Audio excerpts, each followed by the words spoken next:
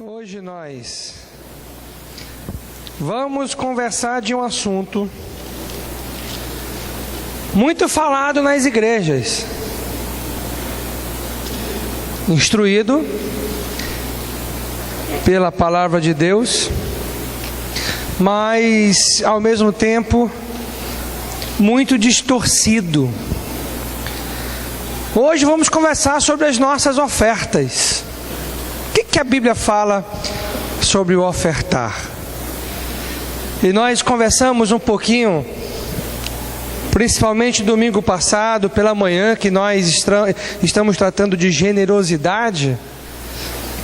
Mas eu acho que é importante a gente tratar disso também nesse período, no final do dia do domingo à tarde e também domingo à noite, porque é importante, Deus ensina. Nós não tocamos, na nossa igreja nós temos uma metodologia bem diferente daquilo que é praticado costumeiramente. Mas é importante que você saiba que a Bíblia ensina a respeito da generosidade. E a Bíblia fala muito a respeito disso. E eu quero olhar com você algumas passagens, basicamente 2 trechos das Escrituras nós vamos compartilhar. E você vai entender, hoje você vai entender, se você ainda não entende, como é que funciona as nossas ofertas, como é que isso funciona na igreja. Hoje você vai entender o porquê de nós não ficarmos passando sacolinha e nem termos um momento da música. Nada contra quem faz isso, mas nós seguimos uma linha de pensamento e cremos, acreditamos estar respaldado pela palavra de Deus. Vamos olhar no livro de Malaquias. Abra comigo a sua Bíblia. Capítulo 3, a passagem mais preferida de muitos pastores. Malaquias capítulo 3, nós vamos olhar do verso 8 ao verso 12. Abra comigo a sua Bíblia nesse trecho. Malaquias capítulo 3, dos versos 8 ao 12. Olha o que fala. Malaquias está no Velho Testamento, tá?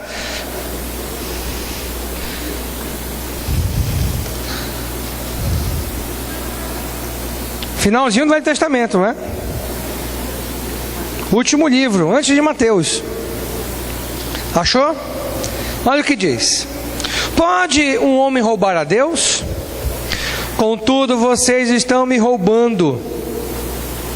E ainda pergunto, como é que te roubamos? Nos dízimos e nas ofertas. Vocês estão debaixo da grande maldição, porque estão me roubando. A nação toda está me roubando. Tragam o dízimo todo ao depósito do templo, para que haja alimento em minha casa. Ponham-me à prova, diz o Senhor dos Exércitos, e vejam se não vou abrir as portas dos céus e derramar sobre vocês tantas bênçãos que nem terão onde guardá-las. Impedirei que as pragas devorem suas colheitas, e as videiras nos campos não perderão seu fruto, diz o Senhor dos Exércitos. Então todas as nações os chamarão felizes, porque a terra de vocês será maravilhosa, diz o Senhor dos Exércitos. Vamos olhar um pouquinho, e nós não vamos nos prender apenas nesse texto que eu li para você, mas é importante nós entendermos o que rege nossas ofertas hoje, nos nossos dias. As nossas ofertas, como devem ser? É disso que vamos conversar. Você pode até colocar isso como um título. As nossas ofertas, como devem ser? Primeiramente, entenda a diferença do ofertar entre o Velho Testamento e o Novo Testamento. Existe uma diferença. Nós não estamos mais na época da lei. Nós estamos na época da graça. E o que isso tem a ver, pastor? É totalmente diferente. Esse livro de Malaquias, que é tão usado por tantos pastores, por tantas igrejas, por tantas pessoas, para coagir os outros a ofertarem. Isso aqui está no tempo da lei. Nós estamos no tempo da graça. Na lei, de fato, no Velho Testamento, a oferta, o dízimo era uma obrigação. Você era obrigado a dizimar, quer dizer o quê? A 10ª parte, 10% de tudo que você plantava, ou de todos os seus animais. Você ofertava aquilo e você dava ao templo. Por isso que no versículo 9 que nós lemos, usa a palavra roubar. Porque Deus havia dado a ordem. E quando não desse, Deus o chamava de ladrão. Como chamou? De ladrão. Mas hoje, no Novo Testamento, é diferente. Nós estamos no tempo da graça. Nós não estamos mais debaixo da lei. O parâmetro mudou. Não é mais uma obrigação nós contribuirmos. Não é mais dízimo. Não é mais obrigatório. Agora, no período da graça, é um ato voluntário. E você me pergunta, mas Deus fala sobre isso? Fala. Deus fala. Deus usou o apóstolo Paulo para escrever 2 capítulos a respeito deste assunto. 2 capítulos que fala diretamente sobre isso, e vários princípios ali ele nos passa. Ali o apóstolo Paulo fala como é que deve funcionar. Olha, qualquer coisinha, se seu filho chorar, você pode ir naquela sala silenciosa, que lá você vai ouvir e vai ver a palestra sem nenhum problema. Tá bom? É normal criança chorar, viu? É normal. Se criança não chorar, porque está doente. Ou então ela não fala. É normal, mas você levanta e leva para aquela salinha e você vai estar mais confortável lá, viu? Aí quando parar você volta para cá. Continuando o que eu estava falando. O apóstolo Paulo escreveu 2 capítulos, 2 Coríntios capítulo 8 e capítulo 9. E ali nós temos instruções, nós temos os princípios que devem estar por trás da contribuição, da administração, inclusive da administração das ofertas que funcionam dentro de uma igreja. Tudo o que nós precisamos saber, o apóstolo Paulo trata nesses 2 capítulos. Eu quero olhar com você agora o capítulo 9, versículo 7. Olha o que fala. Você vai ficar com a sua mão, com a sua Bíblia dividida, Malaquias capítulo 3 e 2 Coríntios, entre os capítulos 8 e 9, tá? Nós vamos ver as passagens desses 3 trechos que eu estou compartilhando com você. Agora 2 Coríntios capítulo 9, verso 7, olha o que diz. Cada um dê conforme determinou em seu coração, não com pesar ou por obrigação, pois Deus ama quem dá com alegria. Esse é o parâmetro. Aqui o apóstolo Paulo está falando de uma oferta que seria tirada às igrejas, ou melhor, a igreja que estava em Jerusalém. Passava por um momento difícil. E várias igrejas colheram ofertas que seria destinada àquela igreja. O apóstolo Paulo falou para que eles escolhessem, olha, homens idôneos, íntegros, sem falta alguma. E ele colocou mais ainda, que deve ter mais de uma pessoa, para que um vigiasse o outro. Enquanto no Velho Testamento dizia que nós tínhamos que dar por obrigação, que se você não desse, você seria chamado ladrão. Agora no Novo Testamento, no tempo da graça, fala que é conforme nós determinamos no nosso coração, não por pesar nem por obrigação, é com alegria, é você dar alegremente, a alegria de poder contribuir, de poder ajudar a obra de Deus. Não é por pesar ou por obrigação. Ai, vou dar aqui o dinheirinho. Ai, oh Deus, eu não posso nem olhar para isso, senão eu não consigo dar. Não dê, que você não será abençoado. Se você dá assim, você não vai ser abençoado. Se você contribuir dessa forma, você não será abençoado. Você observa que o parâmetro mudou completamente.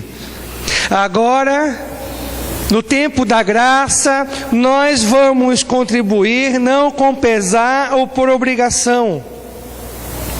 E 2 Coríntios do 8 ao 10 é o único trecho que o apóstolo Paulo fala sobre esse princípio do ofertar, principalmente os capítulos 8 e 9. Não há outro trecho no Novo Testamento. Somente esses dois. Nós temos um outro trecho no Novo Testamento, no Evangelho, que Jesus na verdade está condenando a prática dos fariseus em tentarem dar os seus dízimos, suas ofertas para se aparecerem. Mas nós não temos mais outras passagens que falam. E aqui Deus nos orienta a dar com alegria. É por isso que nós não passamos a sacolinha. A sacolinha gera constrangimento, gera. Você que está acostumado não fica constrangido. Quem está acostumado todo domingo na igreja, não é? Aquela sacolinha passando, até se prepara. Olha, menina aqui, meu filho, leve aqui uma moedinha para você colocar na sacolinha que estiver passando na igreja, viu? Aí você dá para a criança.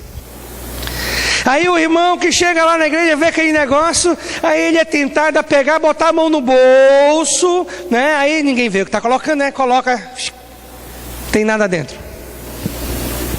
Porque é constrangedor. Eu sei que é constrangedor, eu já passei por esse constrangimento. Eu já passei por isso. Chegou na hora da oferta, a sacolinha, olhei para minha esposa, para a Jana, você tem alguma coisa aí? Não, nem eu, e agora? Aí na hora que ia passando a sacolinha, a gente já passou.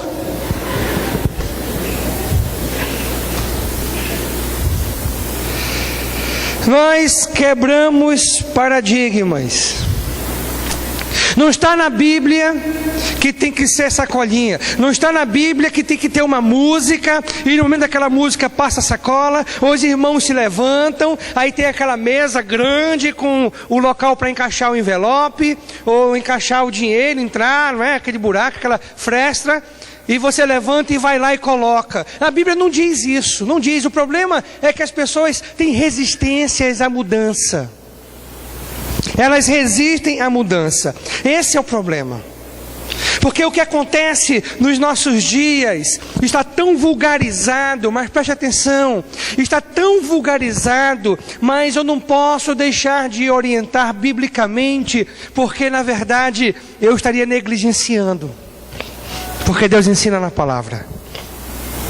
Mas está tão vulgarizado que espanta, porque na verdade o erro é que estão fazendo comércio.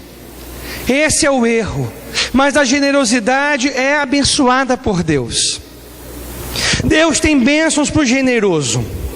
Mas o problema é que estão apelando, e a apelação é baixa.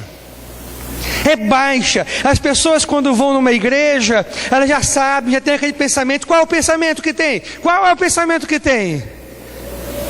Vão pedir dinheiro. Vão pedir dinheiro.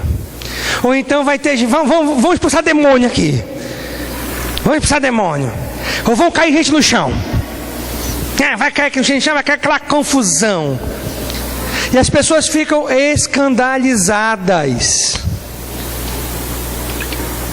E tem muita gente fazendo de comércio a obra de Deus. Tem muita gente. Mas o apóstolo Paulo fala aqui pra gente, conforme nós planejamos em nosso coração, com alegria. E ele dá também nesses capítulos que eu mencionei de Coríntios, os parâmetros da conferência, como tem que acontecer, as pessoas que participam e quem deve ser. Quem vem domingo de manhã já pegou nossas assembleias e ali há prestação de contas e tudo documentado, tudo guardado, porque tem que ter transparência e Deus manda ter transparência a respeito desse assunto. Aqui na igreja não é pastor que pega em dinheiro, não é pastor que fica mexendo, não, aqui não é assim. Apenas a única coisa que o pastor sabe é onde vai ser gasto, o que vai ser comprado, porque Deus deu ao pastor a tarefa de administrar a igreja. Somente por isso. Mas não pega, não faz nada. Ele não fica carregando dinheiro, não pega dinheiro da igreja de forma nenhuma. Eu não estou dizendo, quando eu falo que não é mais por obrigação, eu não quero desincentivar você a contribuir, porque se nós amamos, nós contribuímos. E você vai verificar, vou ler um texto para você que vai falar exatamente isso. Se nós amamos, nós queremos contribuir. Se nós amamos, nós queremos ajudar essa obra. E hoje tudo que entra, nós apertamos, nós controlamos, nós economizamos para poder investir nessa obra, para poder colocar nessa obra. A gente sabe o quanto vai ser importante para essa igreja, essa construção que nós estamos participando, e tudo é voltado para isso. Mas eu quero que você entenda que na verdade nós contribuímos não por obrigação. Eu não posso ensinar, não posso ser ético e ensinar uma doutrina errada, furada, porque eu quero que aumente as ofertas da igreja. Eu não posso fazer isso, não. E vou dizer mais uma coisa para você: eu prefiro almas do que ofertas. E as igrejas estão mudando seus valores. As pessoas estão em busca, muitos pastores, de dinheiro e não de almas. Mudou, inverteu. A ambição tem tomado de conta. Claro que nós temos custos. Claro que nós temos custos de funcionamento da igreja. Tem pessoas que são tempo integral na igreja. E o restante do dinheiro é construção, é a luz que nós pagamos, a manutenção que nós fazemos. Nós temos custos, mas as ofertas serão não com pesar nem por obrigação, porque Deus ama quem dá com alegria. Olha o capítulo 8 comigo agora, 2 Coríntios capítulo 8 versículo 7. Olha o que o apóstolo Paulo fala.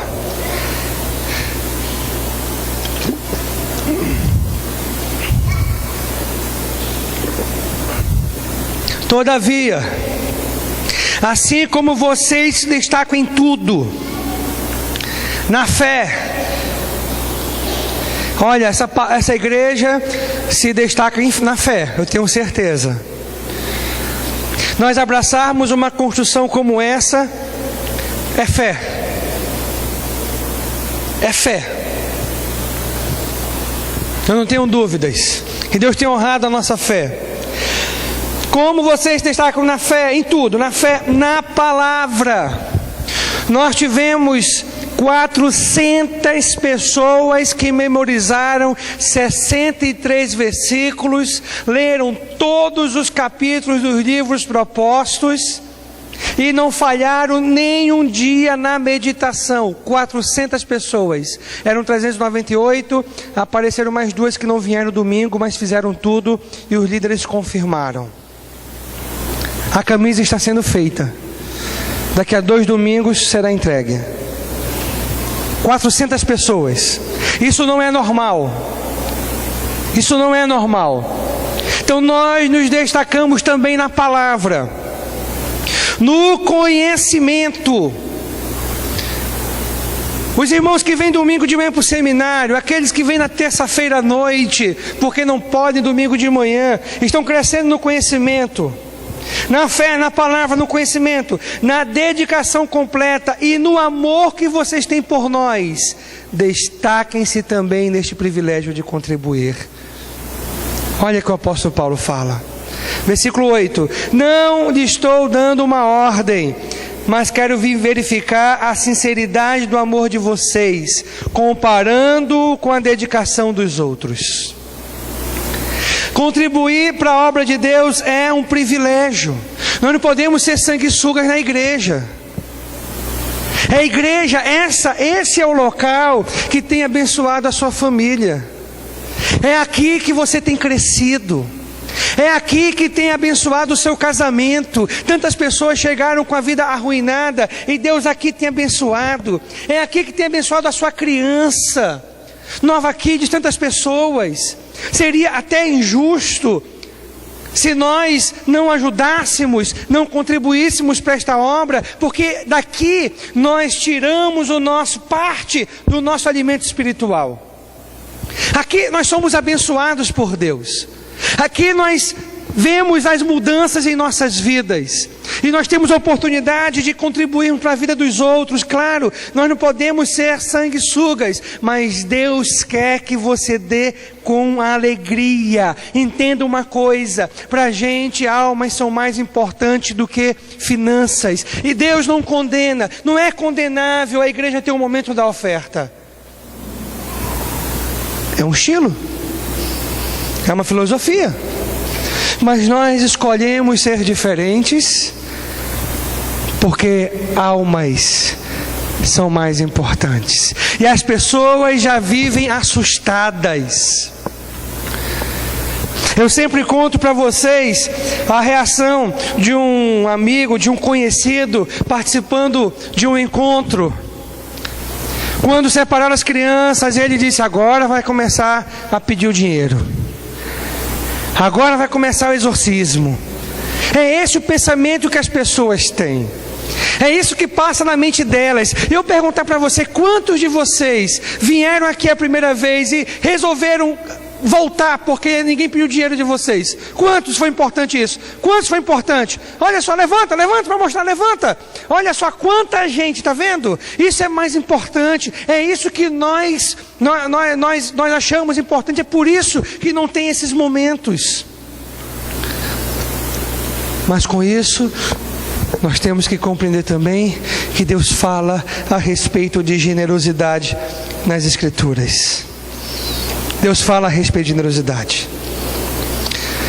Na verdade, o que vemos é que está se cumprindo o que o apóstolo Paulo falou a Timóteo, que nos últimos dias fariam da obra do Senhor, da igreja, de comércio. E isso está acontecendo, está virando um comércio, é comércio, total comércio. Um amigo me procurou um dia desse, um amigo procurou um dia desse que o conhecido dele no trabalho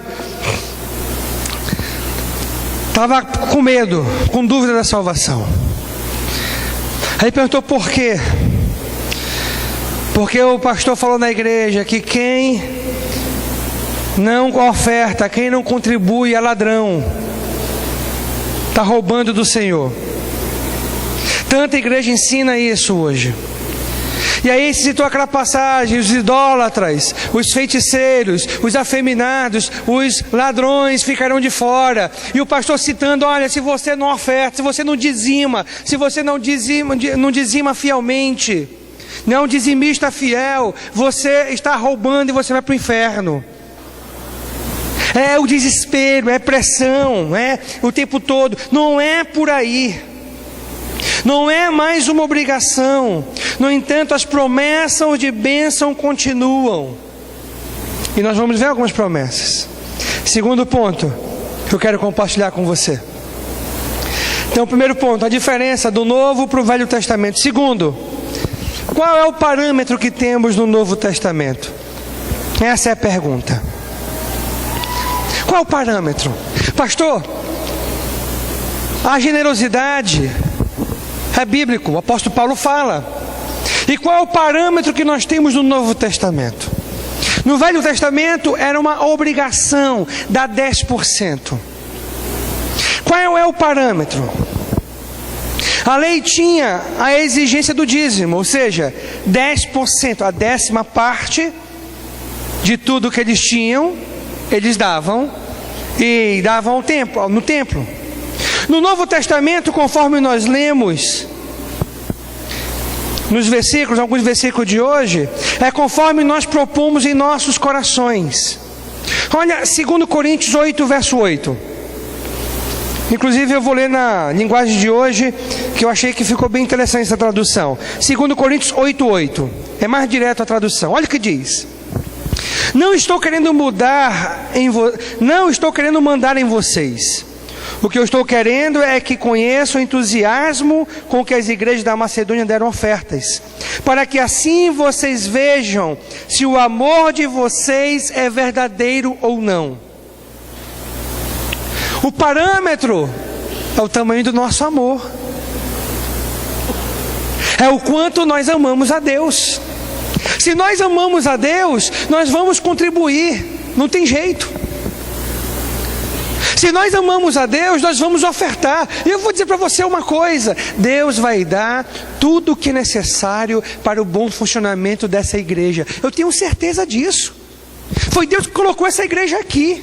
Nós não precisamos apelar, nós não precisamos fazer nenhum tipo de sensacionalismo, não precisamos fazer nenhum tipo de malabarismo. Deus vai dar tudo o que precisamos, tanto as pessoas para liderarem respectivos grupos, quanto ao mesmo tempo as condições para esta obra. Se esta obra foi Deus que colocou, e eu só resolvi começar porque eu achava que Deus que havia colocado, porque é muita ousadia se meter numa obra de quase 1 milhão com uma oferta de 17 mil reais por mês, que era na época que nós começamos.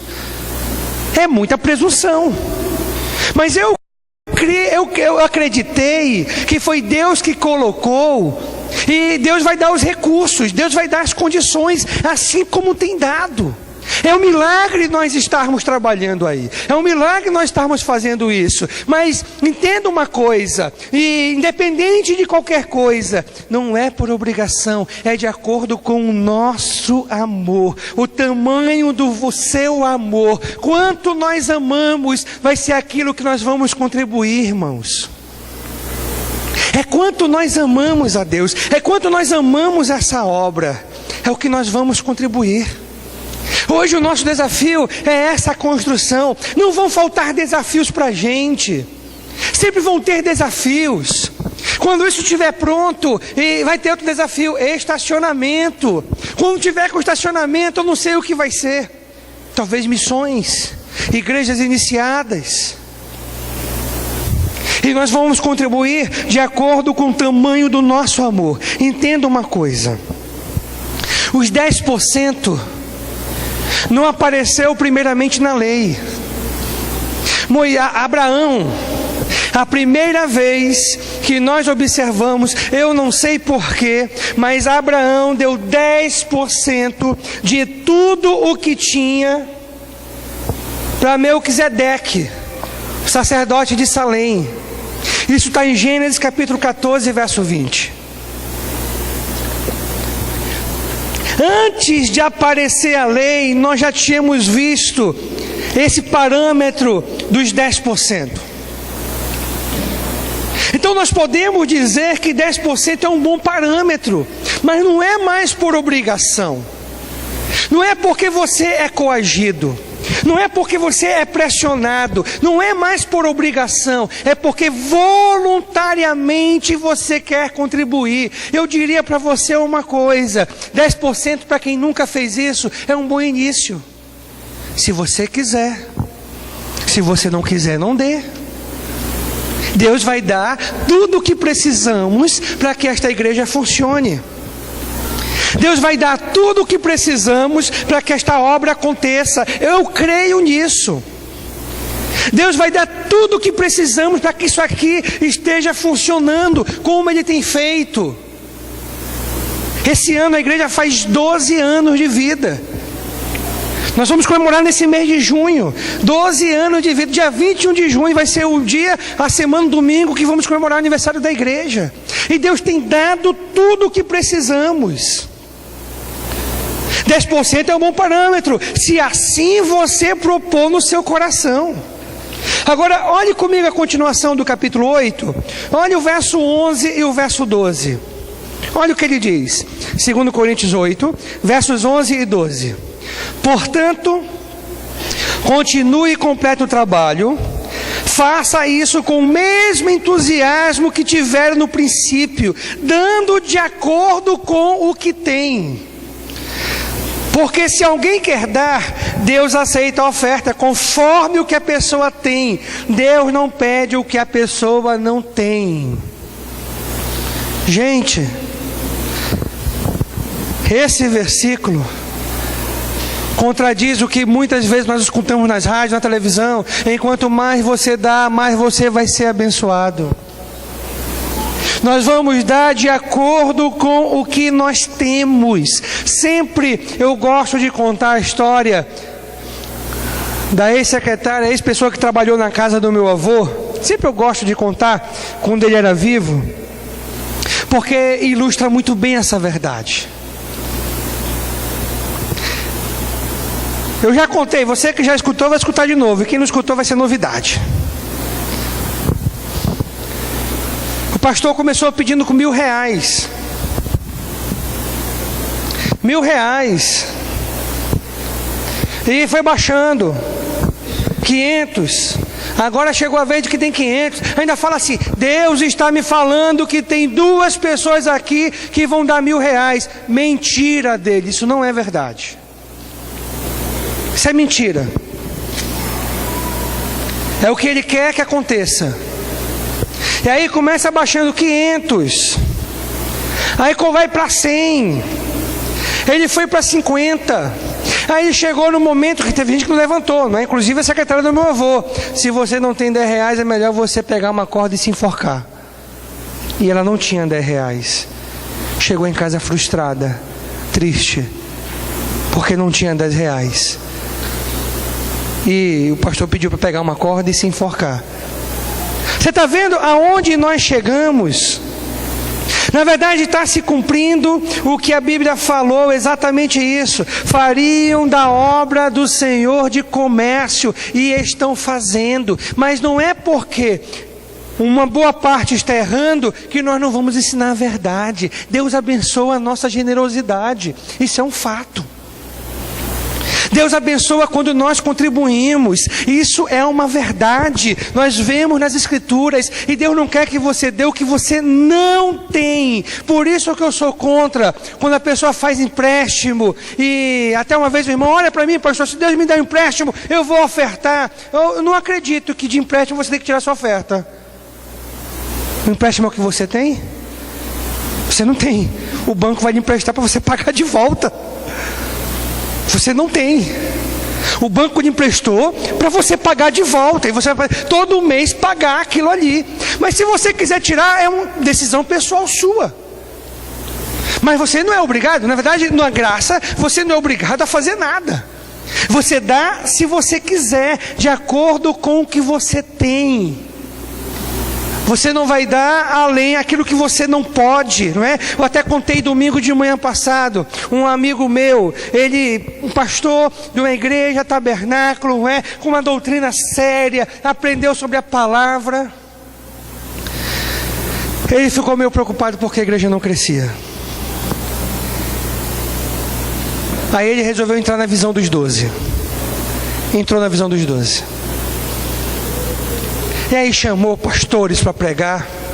E é interessante, ele testemunhando isso para mim aqui, olha. Aqui na igreja, ele veio na semana aqui pegar um livro de Um com Deus e conversou comigo.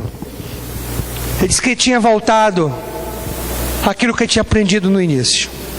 Ele aqui na igreja. E ele: olha, meu irmão, eu pequei, eu errei. E o cara tinha uma lábia. Meu irmão, pastor Anderson, foi lá na igreja, eu levei, o cara tinha uma lábia. E chegou naquele momento das ofertas. E tinha irmão da igreja levando a chave da moto, deixando o relógio, tirando o cordão. E eu ficando preocupado. Aí quando ele foi embora, eu chamei o irmão da moto: vem cá, meu irmão, pelo amor de Deus, pegue a sua moto, tome. Você depende disso para trabalhar. Vem cá, você, pegue o seu relógio. Isso me bateu a consciência, porque o que aquele cara pedisse naquele dia à noite para aqueles irmãos, e os irmãos dariam, porque os irmãos estavam comovidos, e é isso que eles fazem, eles comovem, tentam persuadir para enganar as pessoas. Não é assim, não é dessa forma, é planejado. Nós temos que planejar quanto é que nós vamos contribuir, como é que nós vamos fazer, e nós vamos colocar isso com alegria. E outra coisa, quando nós amamos, nós queremos contribuir. A minha alegria da minha esposa é nós podermos contribuir para a obra dessa igreja. A alegria de tantos outros irmãos aqui é poder colocar a mão no bolso, Deus abençoar e poder contribuir para esta obra, fazer parte disso tudo que está acontecendo. Quando nós amamos, esse é o resultado, nós fazemos assim. Não é por pressão, não é por coação, é por generosidade. E nós temos que ser generosos. Tem gente que é mão de vaca. Tem. Dê uma olhadinha para a mão do seu irmão. Vê se ela está fechada. Abre essa mão. Tem gente que é mão de vaca.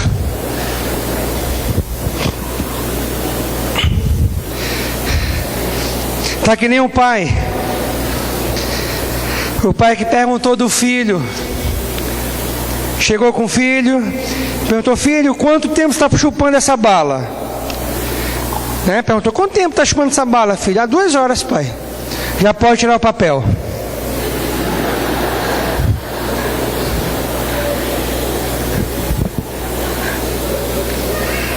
Tem gente que é horrível, não é? Terceiro e último ponto que eu quero compartilhar com você. Existem promessas para os generosos. Existem promessas para os generosos.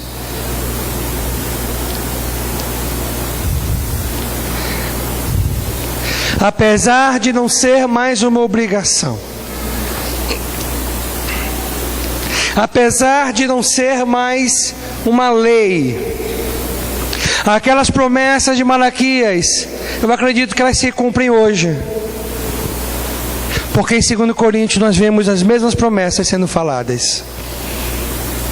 Quando nós somos generosos, Deus consequentemente nos abençoa. É naturalmente isso. É uma das formas que Deus usou para abençoar nossas vidas, através da nossa generosidade. É um investimento. Nós estamos investindo no reino de Deus. E automaticamente vamos ter retorno desse investimento. É um investimento que nós estamos fazendo. E nós vamos colher de acordo com o que nós plantamos. Não é você em quem dá mais vai ter, não. É de acordo com o que nós ganhamos. É como plantar uma semente. E o apóstolo Paulo fala que nós colheremos de acordo com o que plantamos. Olha o que ele fala no capítulo 9, verso 6. 2 Coríntios 9, 6. Lembrem disto: quem planta pouco, colhe pouco. Quem planta muito, colhe muito. Se você vai plantar 1%, você vai colher proporcionalmente aquilo. Se você plantar 2%, você vai colher proporcionalmente aquilo. É como se você fizesse uma plantação no seu terreno. Se você vai plantar um pé de açaí, você vai tirar tantos cachos de açaí. Se você plantar 10 pés, você vai ter mais cachos de açaí para vender.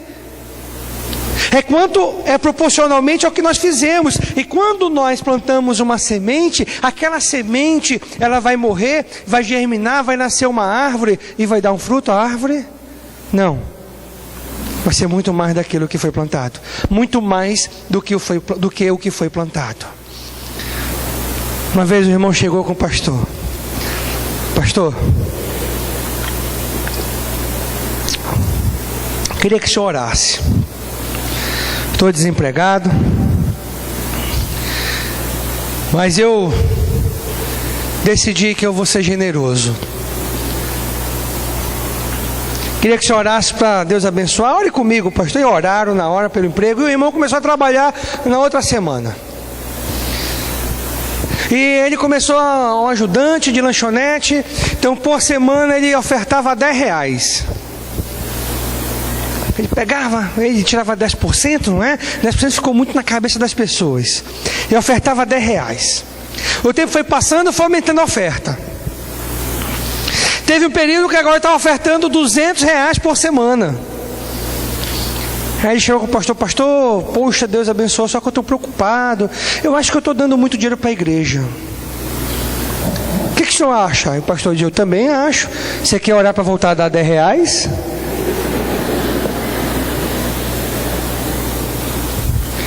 É conforme nós ganhamos. Existem pessoas que são traumatizadas. Elas são traumatizadas. Uma vez eu fui visitar a igreja do meu irmão. Eu participei de uma assembleia. Eu fui num dia que tinha uma assembleia. É horrível. E irmão questionando, irmão reclamando, né? E tudo que vão fazer tem que ter assembleia. Vão pintar a igreja, tem que ter assembleia para decidir que cor vai ser. Vão comprar cadeira, tem que ter assembleia para decidir que cadeira vai ser. É uma perca de tempo, e é uma picuinha, é uma briga.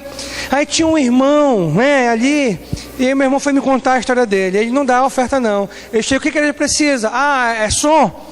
Então tá bom. Eu vou juntar a minha oferta, 3 meses eu compro o som. Para o pastor não roubar o dinheiro. Mas preste atenção. Você está dando para Deus ou para o pastor?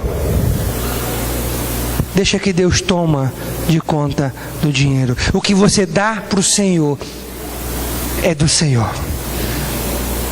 É do Senhor.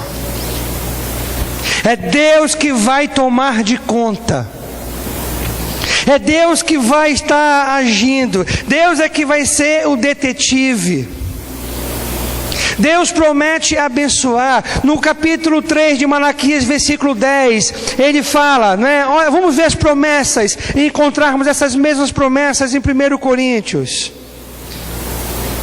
Ele fala, traga um dízimo todo ao depósito do templo para que haja alimento em minha casa. Ponham-me à prova, diz o Senhor dos Exércitos, e vejam se não for abrir as comportas dos céus e derramar sobre vós bênçãos sem medida, que não terão onde guardá-las. Você acha que essa promessa vale para hoje ou não? O que você acha? Vale para hoje ou não? Vale. Eu não tenho dúvidas que vale para hoje. Deus promete nos abençoar. O problema é que a gente tem que ver, a bênção de Deus não está apenas no aumento de salário. A bênção de Deus está na sua saúde. É uma bênção não gastar dinheiro com remédio, meus irmãos. A bênção de Deus está na roupa que vai durar mais. Deus abençoou tanto aquele povo no deserto quando saiu do Egito, que passaram 40 anos com a mesma muda de roupa. Você tem agora que tem 1 ano? Você tem muito tempo pela frente. A bênção de Deus está na proteção. A bênção de Deus está quando o irmão chega com você e dá um presente. Um amigo meu estava contando, é uma bênção fazer parte de uma igreja que ama. Não é que o irmão me pagou umas férias? Eu viajei. Isso é bênção de Deus. Isso é bênção. E é a única coisa que Deus diz para nós colocarmos à prova. Colocarmos Ele à prova. Eu lembro que uma vez eu bati o meu carro. Eu bati o meu carro, depois perdi um dinheiro. Quando eu vi lá, um irmão lá, olha, Deus me tocou no coração para ajudar você, meu irmão. Eu digo, sério? Sério? E Deus providenciou, impressionante como Deus fez, e Deus age, e Deus dá. Abrirão, primeira promessa, abrirão as janelas dos céus. O que significa isso, pastor? Céu não tem janela? Quer dizer que a bênção vem de Deus, é Deus que vai providenciar, não vem de você, não vem da sua casa. Agora olhe comigo, a mesma outra passagem que fala algo semelhante, 2 Coríntios 9:8.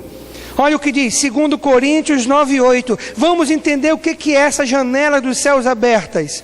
2 Coríntios 9:8. E Deus pode dar muito mais do que vocês precisam, para que vocês tenham sempre tudo o que necessitam e ainda mais do que o necessário para fazer todo tipo de boas obras. Isso aqui é a janela dos céus abertas.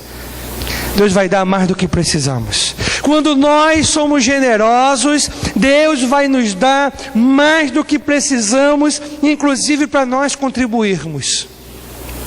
Mais do que precisamos. Isso é janela aberta. Isso é bênção. Deus vai dar mais do que precisamos. Olha o versículo 10 agora, 2 Coríntios 9:10. Olha o que ele diz: e Deus que dá a semente para semear e o pão para comer, também dará a vocês todas as sementes que vocês precisam. Ele fará com que elas cresçam e deem uma grande colheita, com o resultado da generosidade de vocês. Deus vai nos dar os meios para ganharmos dinheiro. Deus é que vai fazer com que as coisas aconteçam. Deus é que vai fazer com que nós sejamos abençoados. Deus é que vai fazer com que não haja corte lá no seu setor do trabalho. Deus é que vai fazer com que você, que é autônomo, não falte trabalho nesse período de dificuldade. Deus é que vai fazer com que a sua empresa consiga sobreviver, vender nesse período de crise. Pela nossa generosidade. Deus é que vai abençoar. Olha a segunda promessa, lá em Malaquias 3:11: não deixarei que os gafanhotos destruam suas plantações, e as suas parreiras darão muitas uvas. Segunda promessa: os contratempos serão evitados.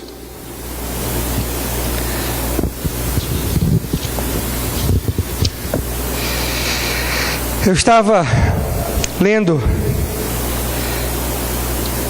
a respeito de um cristão que, depois de muita dificuldade,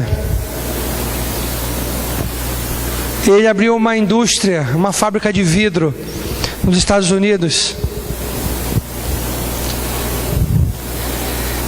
E no terremoto de São Francisco em 1906, ele abriu uma fábrica e com muita dificuldade conseguiu cresceu, e foi indo, se tornou o maior distribuidor de vidros para gelatinas e algo semelhante nos Estados Unidos.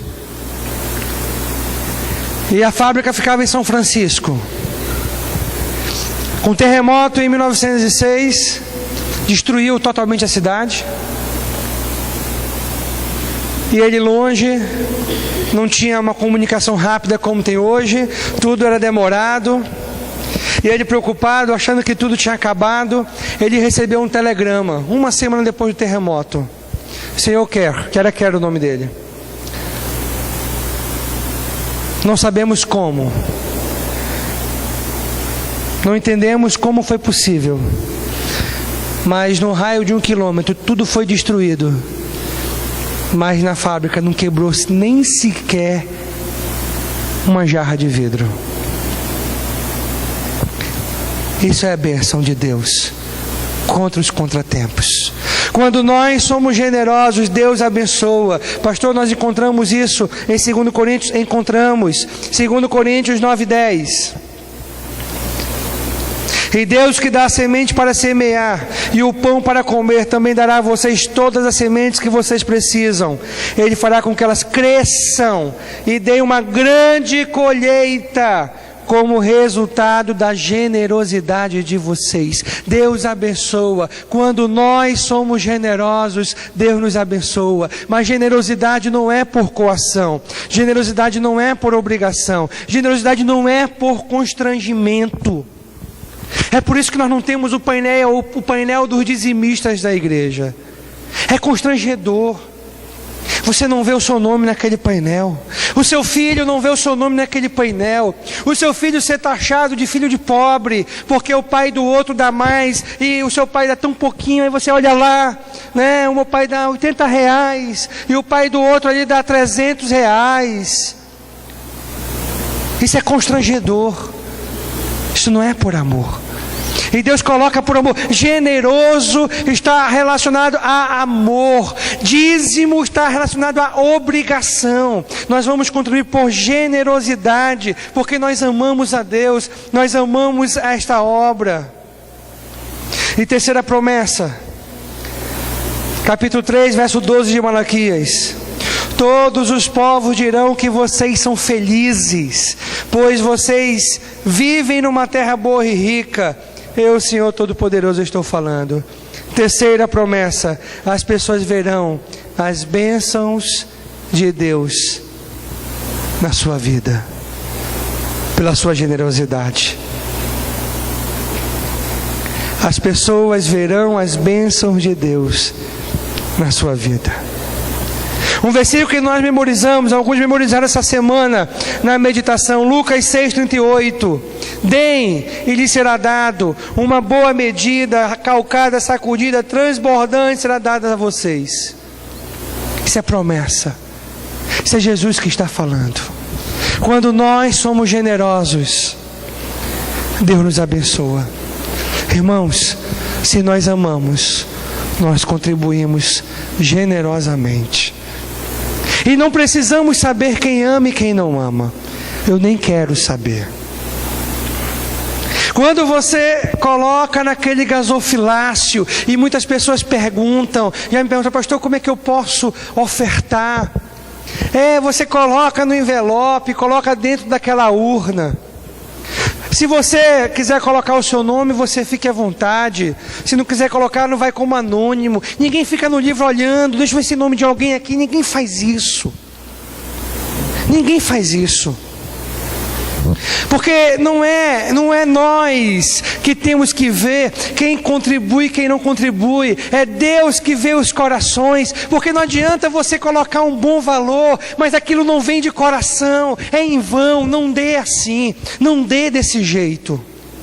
É generosamente, que a sua mão esquerda não veja o que faz a direita, conforme o tamanho do nosso amor. Eu pergunto a você: o quanto você ama Deus? Uma boa pergunta. O quanto nós amamos a Deus?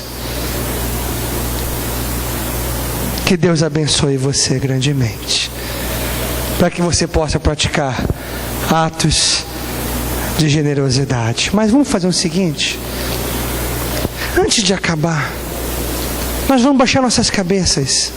Baixe sua cabeça e você vai falar para Deus. Eu quero que nesse momento você faça uma autoavaliação dos seus atos de generosidade para com Deus. E com sinceridade, que você possa dar uma nota a você mesmo.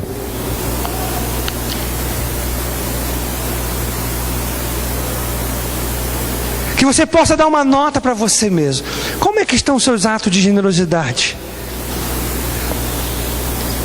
Generosidade. Uma boa pergunta.